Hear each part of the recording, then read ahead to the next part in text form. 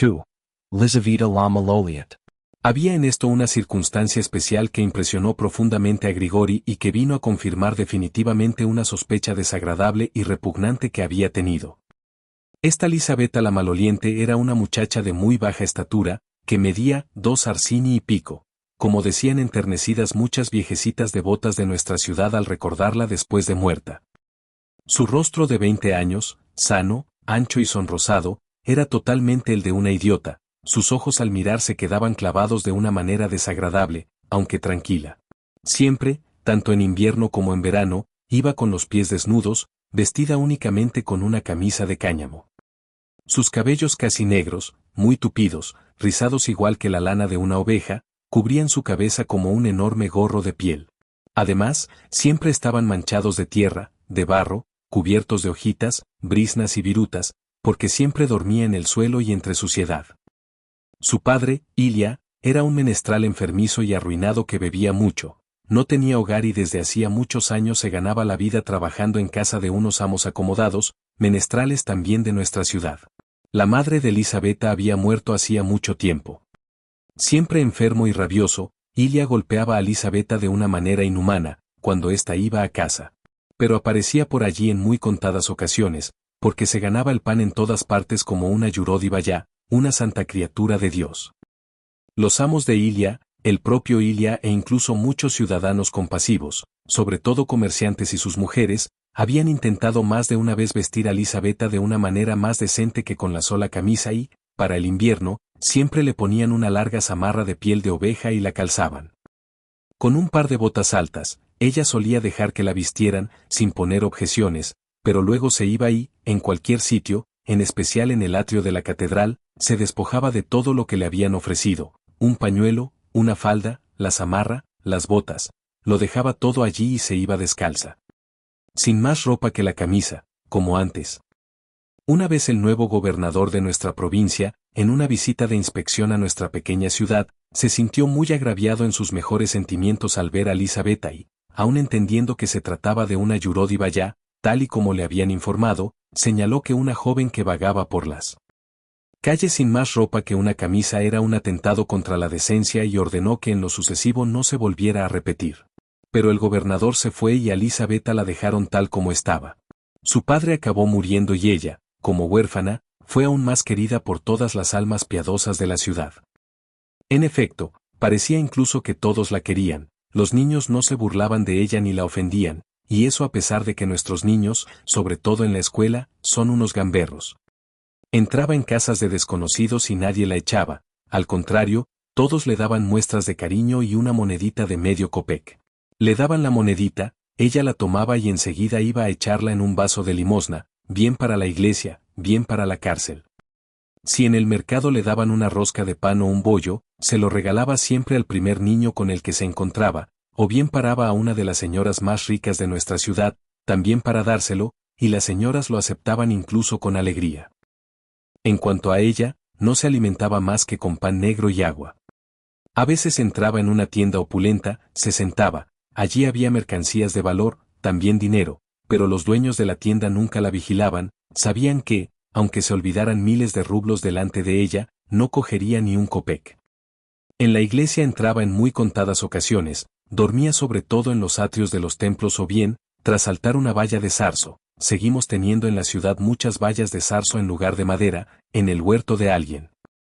Por su casa, es decir, por la casa de aquellos amos donde había vivido su difunto padre, aparecía aproximadamente una vez por semana y, en invierno, iba también todos los días, pero solo para pasar la noche, y pernoctaba bien en el zaguán, bien en el establo. Se sorprendían de que pudiera soportar semejante vida, pero ella ya estaba acostumbrada, aunque era de pequeña estatura, tenía una complexión extraordinariamente robusta.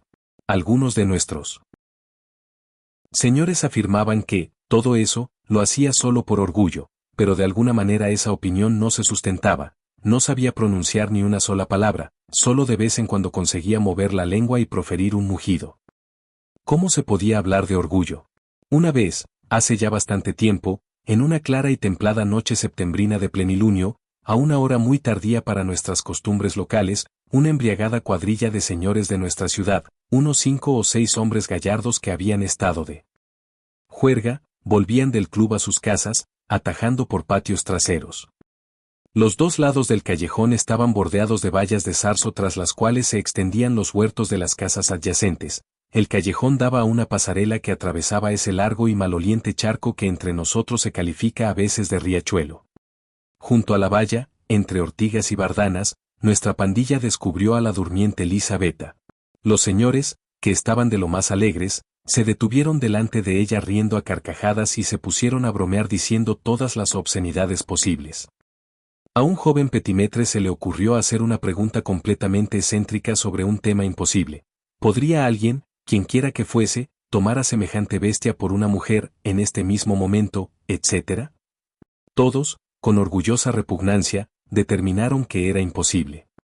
Pero en ese grupo se encontraba Fyodor Pavlovich, quien de pronto dio un brinco y declaró que sí, que se la podía considerar una mujer, y hasta sobradamente, y que eso incluso le añadía una especie de picante particular, etcétera, etcétera.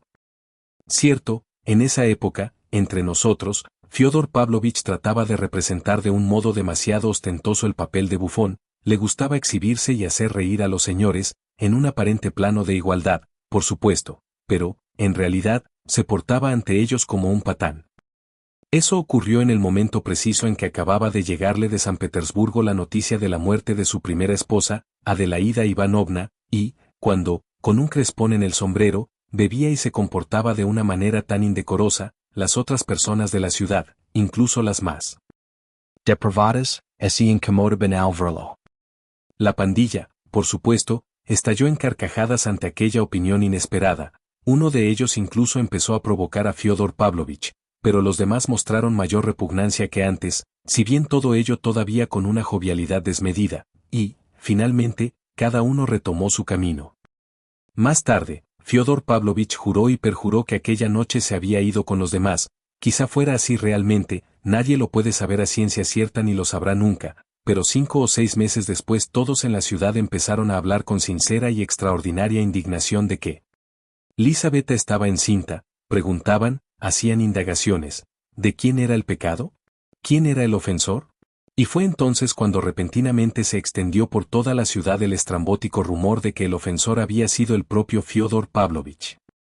¿De dónde había salido ese rumor? De aquella pandilla de señores juerguistas. Para entonces ya solo quedaba en la ciudad uno de sus miembros, un hombre que, además de tener cierta edad, era un respetable consejero de Estado, con familia e hijas adultas, que de ningún modo habría difundido la noticia, ni aun cuando hubiese sucedido algo. En cuanto a los otros participantes, unos 5 hombres, ya se habían ido de la ciudad. Pero el rumor había apuntado directamente a Fyodor Pavlovich y seguía señalándolo. Desde luego, él nunca lo admitió, ni siquiera se dignó replicar a esos insignificantes mercaderes o menestrales.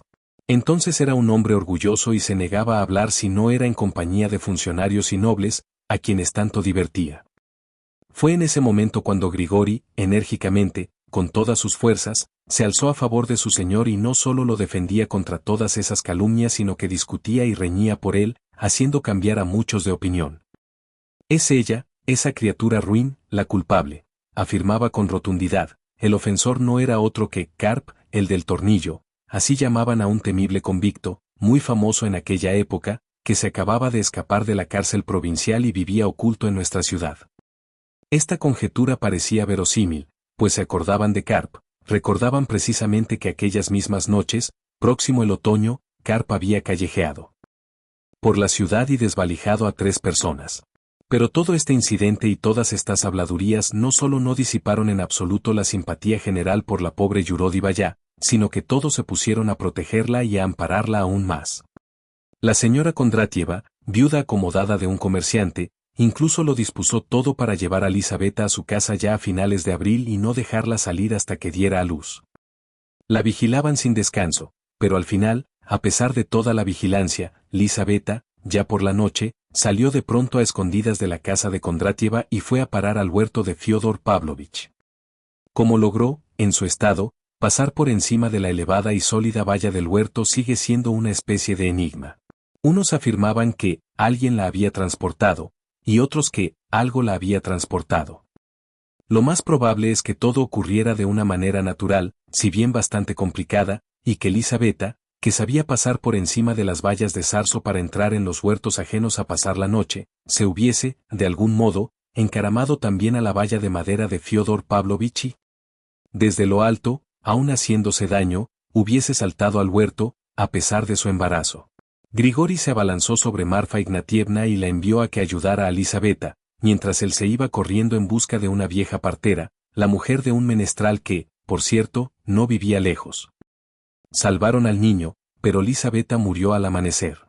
Grigori tomó al recién nacido, lo llevó a su casa, hizo sentar a su mujer y se lo puso en el regazo, junto a su pecho. Esta criatura de Dios, este huérfano, es pariente de todos, y aún más de nosotros.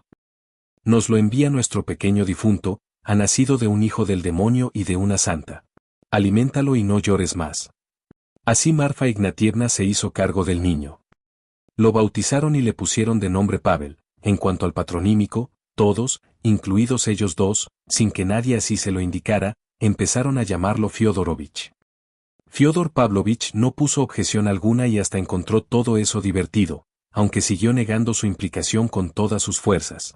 En la ciudad gustó que acogiera al huérfano. Más adelante incluso pensó para él un apellido, lo llamó Smerdiakov por el apodo de su madre. Smerdiakov se convirtió en el segundo criado de Fyodor Pavlovich y vivía, al principio de nuestra historia, en el pabellón, con el viejo Grigori y la vieja Marfa. Hacía de cocinero. Haría mucha falta también que añadiera algo de él en particular, pero me da ya vergüenza distraer durante tanto tiempo la atención de mi lector hacia unos criados tan corrientes. Por eso, retomo mi relato, con la esperanza de que se presente por sí sola la ocasión de hablar de Smerdiakov a lo largo de la novela.